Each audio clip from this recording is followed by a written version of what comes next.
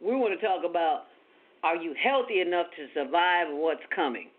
Because we've seen the state of our health in this world, and we have got to protect it.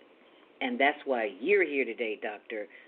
C.J. Mimmee, to tell us how that we can continue, if we haven't been protecting ourselves, what's some of the things that we can do to protect ourselves? So pretty big shoes to fill. What do they say? Under promise, over deliver. So I would love to talk about movement.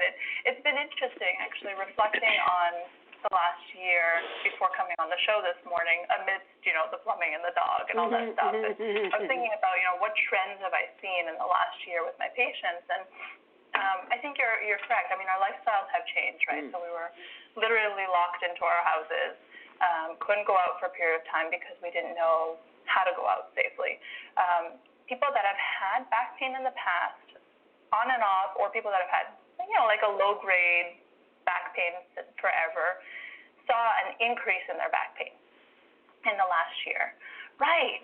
So if you think about, okay, what's different in our lifestyles, what's different in how we move, maybe not move as much, and sitting for a long period of time, the hips get really tight. And depending on what surfaces we're sitting on, there's all these recommendations out there of what type of chair you're supposed to sit at, and your knees are supposed to be 90 degrees, your hips are supposed to be 90 degrees, your table's supposed to be elbow height, these kinds of things.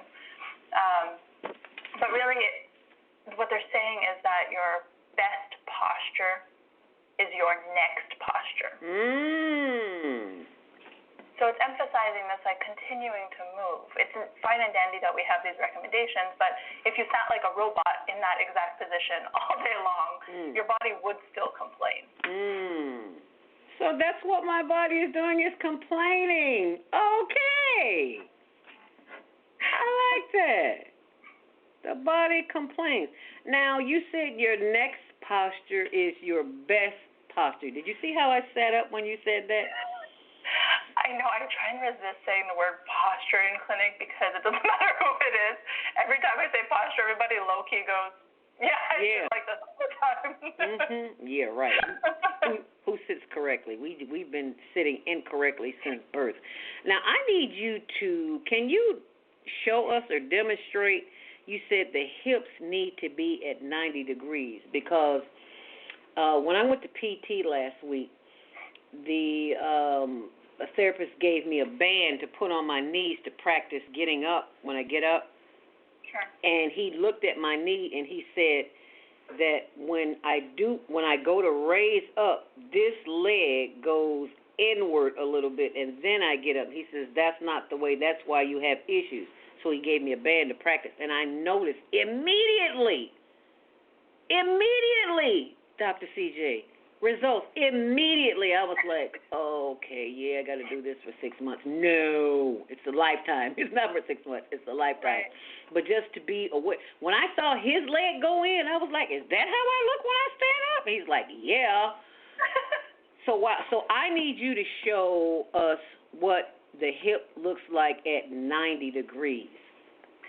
So for the listeners that can't see us, essentially if you take your hand, put your thumb out to the side, and create like an L. Okay. And you think, okay, this is what the knee should be doing, but this is also what the hip should be doing, meaning that square angle, right? So if you were to draw a perfect square inside that space, the hips would be at that angle.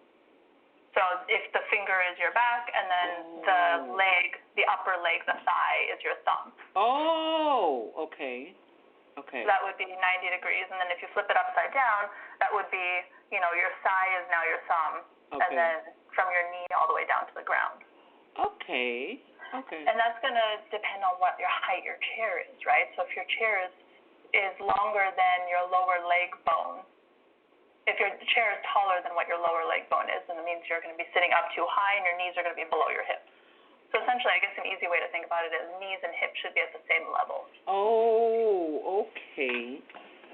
At like the same height to each other. Because if your hips are higher, then you're going to be pulled forward, And if your hips are lower, then you're going to be dumping back into your chair. So thinking about a car that has bucket seats, or a couch, like a really soft couch that just sucks you in. That would be your hips lower than your knees. Oh, I'm so glad you said that, because we have a lounger, and I notice when I sit in the lounger and I go to get up, I have issues if I don't put that pillow to support my back. And I notice it, and I'm like, why does my husband, he always puts, I'm like, why you got all these pillows here? I got booty. I don't need that. But when I sat down and I got back up and I was like, well, maybe I do need that. So I get that, because when you sit in a lounger, plus he's got a pillow on top of the pillow. He likes a lot of cushion. I guess that's why he married me. There's a big pillow in the seat over the pillow, and then there's a little pillow in the back. And I'm like, gosh, I get it now. I get it. That's not only for comfort, but it's for support, because he's 6'2". Oh, wow. And that's a low chair, so I get that now. So thank you for sharing that with me. Nips. I got a new word, nips. Knees and hips. We call them nips. I love that. Knees and hips need to be at the same level. So when that doesn't happen, that causes friction or pain in the hips. It can. I mean, a body's supposed to be able to tolerate these things for some period of time. The issue is if we pick a position and stay in that same position for a long period of time, at some point the body's going to complain and say, hey, we need to talk about this. So it technically should be able to tolerate it, right? So even with you standing up with your knee, the knee dipping in isn't necessarily the issue. It's that your knee doesn't stay out. Right, so if your knee was dipping in 5% of the time, the body would say, yeah, whatever, we can figure this out, we can tolerate it. But if that's your normal and that's how you do it every single time, that means that the knee dipping in means that the hip is not strong enough and or doesn't know when to fire to stabilize your legs. So that band that he gave you, that band actually was shown in research above the knee to help the glute muscles recruit more fibers. So that was a sneaky way of saying, okay, we want the hip to do more work. Let's give it some outside feedback, and kind of the band is supposed to be squeezing your knees together, so you're fighting the band, right? Yes. Okay. This is beginning to make sense to me now. Okay. You know, you doctors know all this technical stuff, and it's like I'm just a little old me. I'm just trying to figure out how to sit up straight and walk here and get up out the bed this morning. Wow, that's powerful. That's good information, because as I've told you on one of the other shows, I used to sit 8 hours a day. It's like I'm thinking I'm being really studious. I'm getting the work done. Yeah, but when you go to get up to go to the toilet, you can't, because you can't move. Yeah. Why does that happen, Dr. CJ? So a muscle tightens up in response to a couple of different things.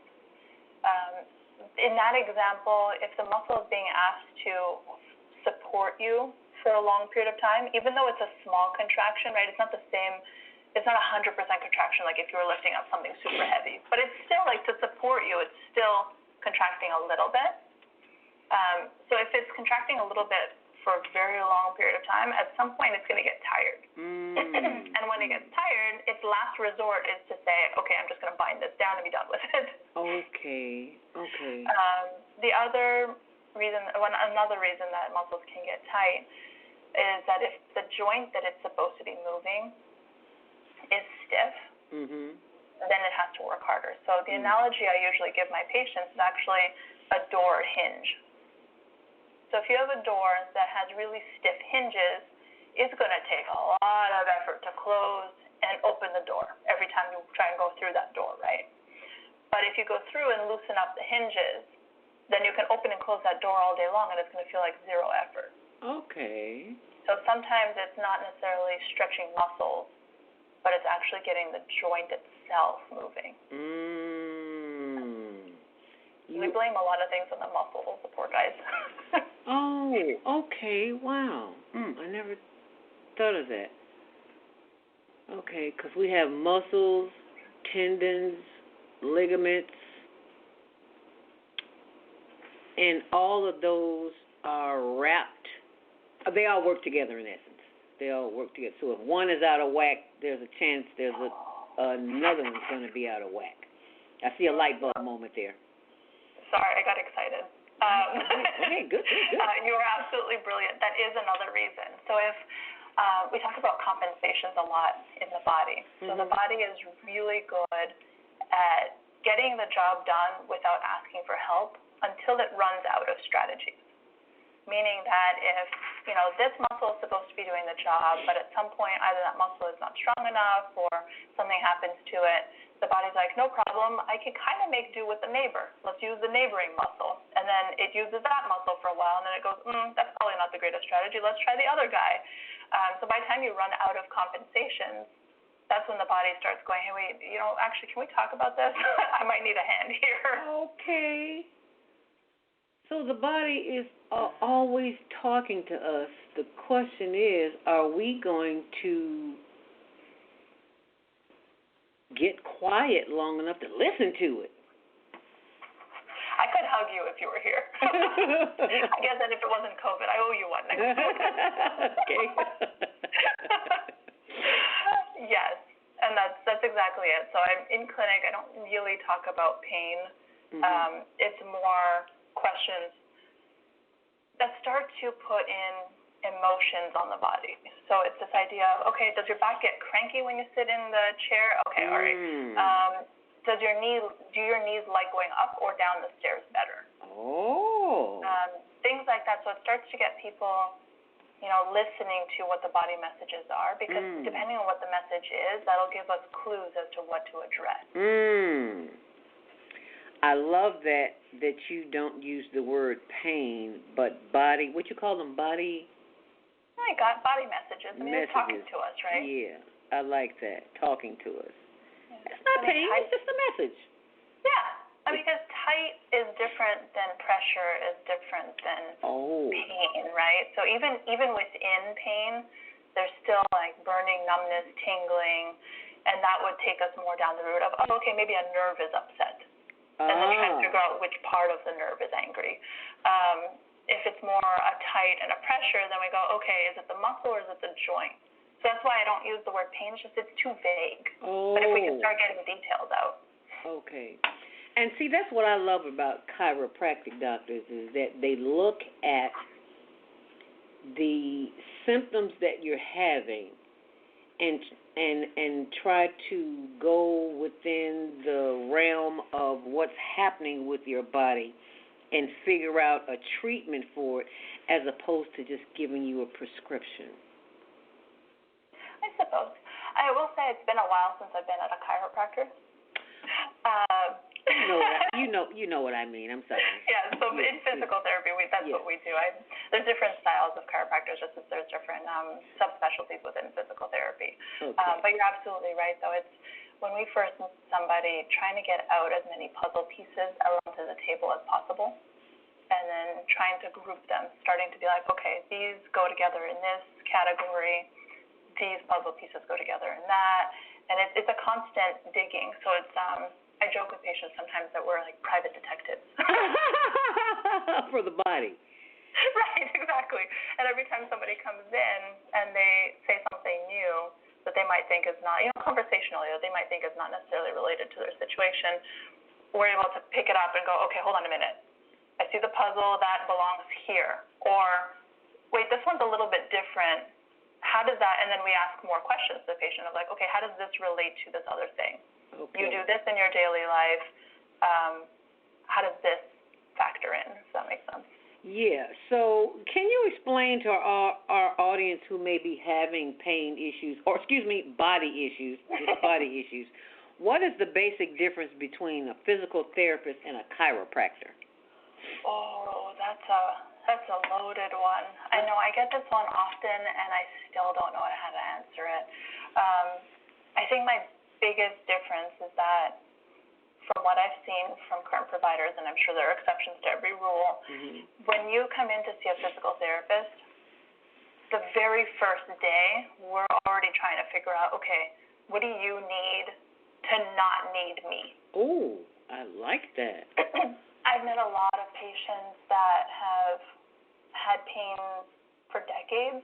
I mean, this is not something that's coming off the top of my head. I mean, really, truly, this is patients coming in for something seemingly unrelated, but they end up telling me, as we get to know each other better, that they've been seeing a chiropractor for decades, and that they still see this person once a week, but they still have pain. Oh. Something like that, it makes me question it, just because it seems like more of a philosophical difference, that in physical therapy it really is, okay, what do you need to not need me? I mean, it's different for you to come in for a checkup, or if, God forbid, you slip on ice and something new happens, that's different. But by the time we're done working together, I expect that you should have all the tools and know how and when to use them. So my style is not necessarily giving a specific prescription of, do this exercise 2 times 10, and do this exercise for 3 times 10, and the other one for 2:15.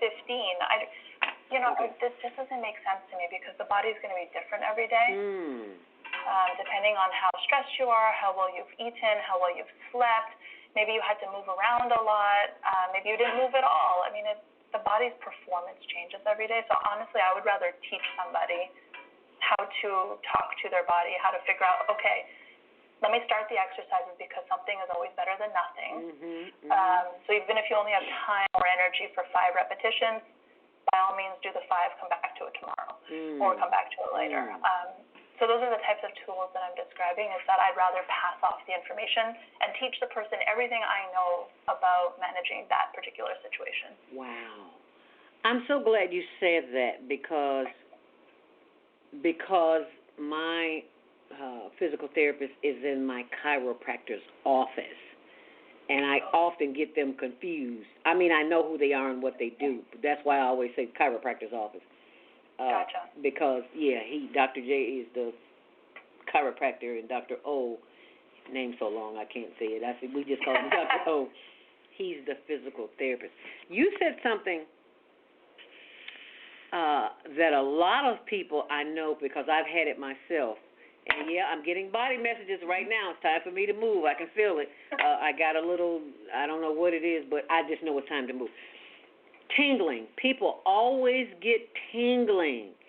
And the answer is not a pill. I know that from personal experience. The answer is not a pill. What do you say to someone who has tingling in any part, their arm, their leg, their back? What do you say to that? What is that about? So, you're the first person I'm speaking to today, so I'm a little congested. And I usually drink. Go ahead. I usually drink tea. I'm drinking tea, but I usually drink a lot of water, like a half a gallon of water before in the morning. Yeah.